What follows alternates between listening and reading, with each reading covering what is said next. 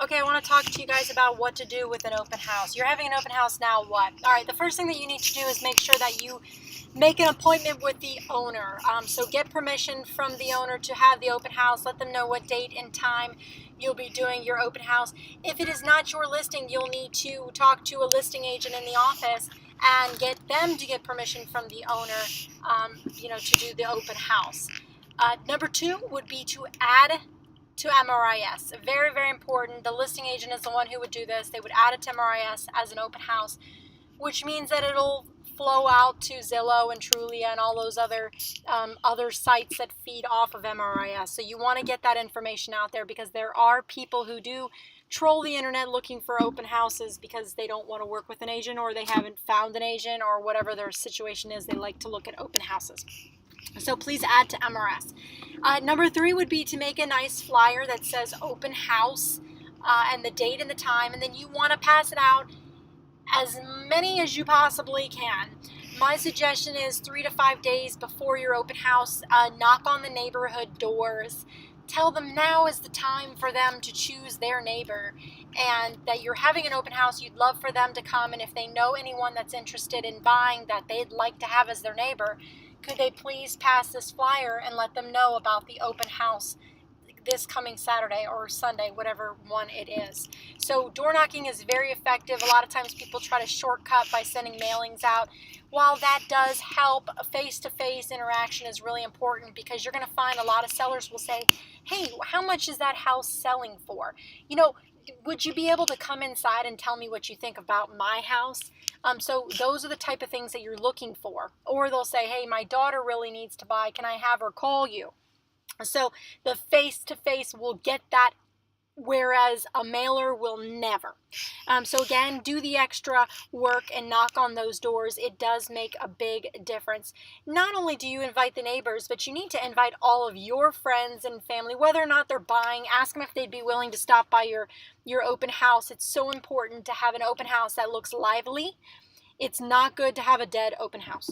So people are going to assume that nobody else wants this house if nobody else is there. So that's never a good situation. So you definitely want to invite friends and family, post it on your Facebook and your social media accounts to get everyone to know about it and see if you can get people to come. You can also drop those flyers off at grocery stores, bulletin boards, any place that will take them, you should drop them off because, again, people who see it may end up coming. So you've got to get out there and get this information into people's hands.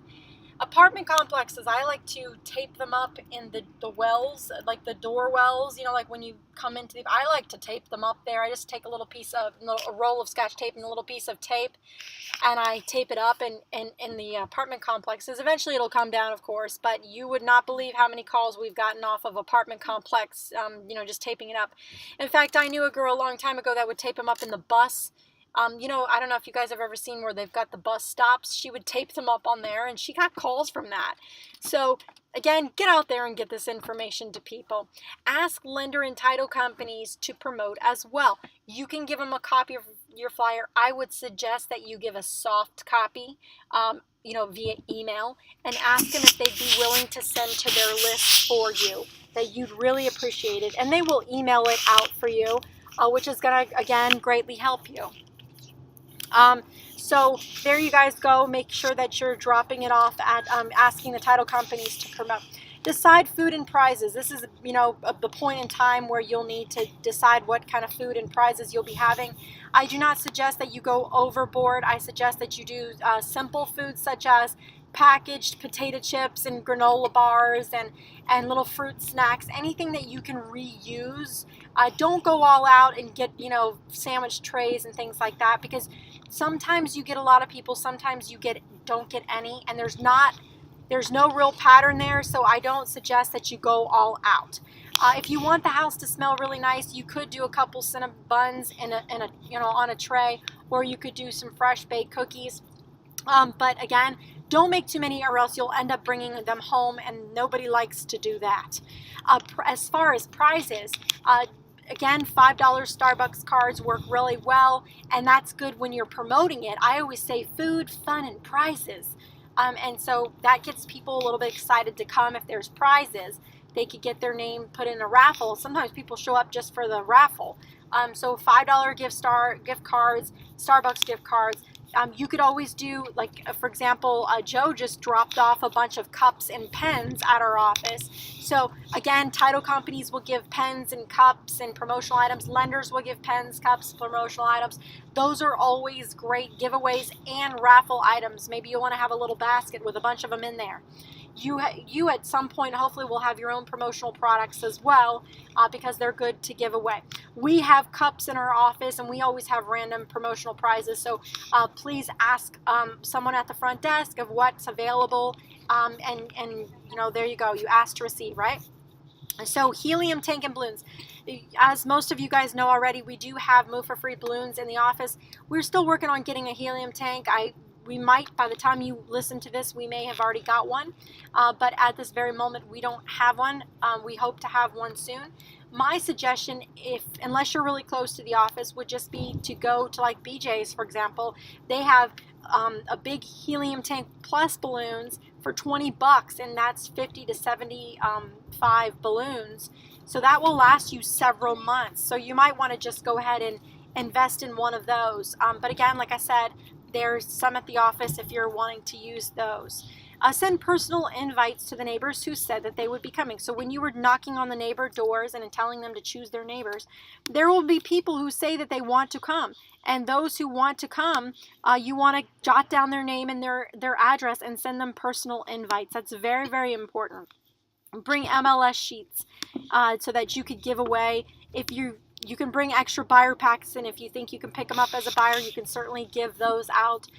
But you want to keep your contact information in front of them. Bring cleaners. I know this sounds crazy, but believe it or not, a lot of times we go to open houses and we realize how dirty they are.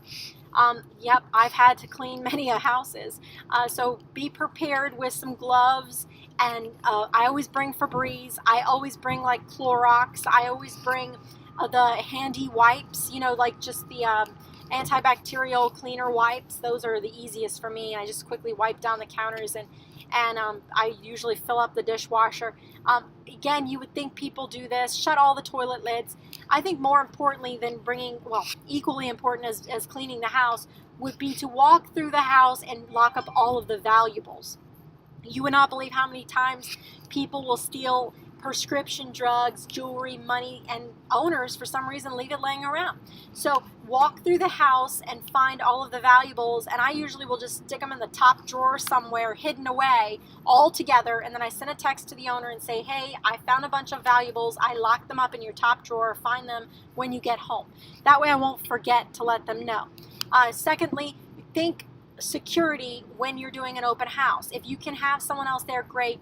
But be aware that the common trick that people use for open houses is, oh my gosh, there's an emergency upstairs, come quick. And then when you run, they run behind you, but then they'll stop and run, you know, grab your purse and run out the door, or your laptop or something. Please lock up your own valuables in the car. There's no need for you to bring them in. Now, I always bring my laptop in, but if somebody were to say to me, there's an emergency, my first response would be, let me call the owner.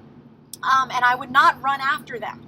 I do not allow them to, kind of coerce me to go into bedrooms or anything like that, because they could always shut the door and lock you in. And then, of course, you're kind of stuck in a situation where, you know, you're locked in, and really bad things could happen. So use your intelligence here. You know, don't follow people around the house. You don't need to do that. As long as you've locked up the valuables. If they ask you to come running, please don't, because that typically means that they're trying to trick you into something. All right, as I had mentioned already, bring food. Like I said, don't go overboard with this. Bring drinks, ice, napkins, plates, eating utensils if you don't have finger foods. Again, the reusable packs are awesome because you can keep using. If I go to BJ's and get the big things of potato chips and then put them in a nice bowl, and if I get nobody, or if I get a couple people, I can bring all those potato chips home and use them for, you know, my kids' lunches and things. So you use things that you'll be able to reuse. You don't want to buy a lot of food that will go bad in a couple days. So be careful with that. Directional signs, I think, are one of the most important things of an open house. From the main road, you want to have as many directional signs as possible. And I like to put balloons on them. You're not supposed to put balloons on them, but I will tell you, it certainly increases my open house visitors. So I could get a ticket. You could get a ticket. Please be aware of this. But I look at it as the cost of business, and I'm willing to take that ticket on. If you're not, then don't do it. But directionals, follow the zoning laws once again, because you might get fined for putting directionals out in the wrong spots. If you have an owner, you want to knock at that owner's door and get permission to put a directional in front of their house. And I've never had anyone tell me no. So I highly doubt you'll have anyone tell you no. But I can tell you it's really important to jot down their name and their address. And then once you get home, or even from sitting in your open house, go ahead and write a handwritten thank you note. And I always, again, pop in a $5 Starbucks card. Thank you so much for allowing me to put my directional sign up. And trust me, next time they're more willing to let you put your sign up. And most importantly, they could call you for business or referrals. And that's what, again, what it's all about. So get those directional signs up. Get those balloons up. Another thing, the most important thing last, is to make sure that you research the areas, have a comp packet ready to go, unless of course your listing is overpriced. Then you probably don't want to do that. But other than that, have other homes in the area ready so that you can show those properties. I like to tell people that, well, I've got to make appointments for these properties, and my open house will be done at 4, so I can make appointments for 4:10. Does that work for you? I'll meet you at the next house at 4:10. Again, most people are totally fine with that. If you feel that your open house is a total waste of time, you potentially could leave your open house. I just do not recommend that, because it typically ticks the owners off if they find out. Number 2, there could be more people that come. And number 3, you have to make appointments anyway, so it's probably not a good idea to jump up and run out of your open house. Most people do not mind if you give them a list of homes and say, hey, listen, I got to make appointments for these homes. So can you give me some time? Give me your cell phone number and I'll text you when we're ready.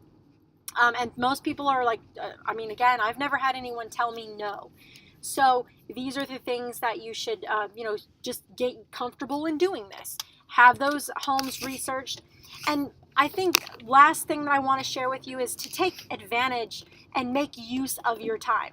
Look, you might get no people at your open house, but you might do it next week and get no people. And then you do it the third week and you get one buyer that buys a $400,000 home.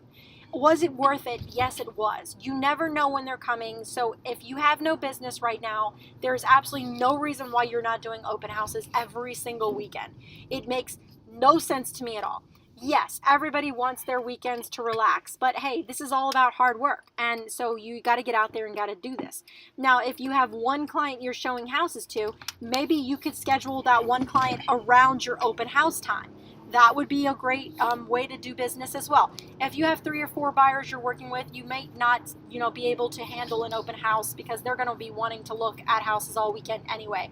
And that makes sense to me. But anybody that does not have any buyers or is only working with one, I really think that you need to add these if you're planning to increase your business. There's really no excuse. Just get it done, and enjoy your time.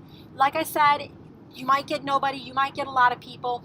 Bring work to do. So I like to always bring my mailings and make phone calls or do other activities while I am doing the open house. Now be careful if you're getting on the phone and making phone calls.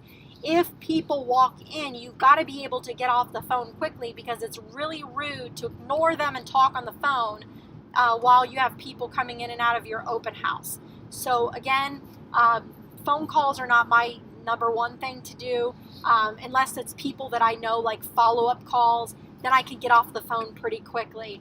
Other than that, for me, it's all about doing mailings, designing my newsletters, getting any kind of computer work that I need to get done, doing my Facebook updates on buffers, so I got them all scheduled out for the week.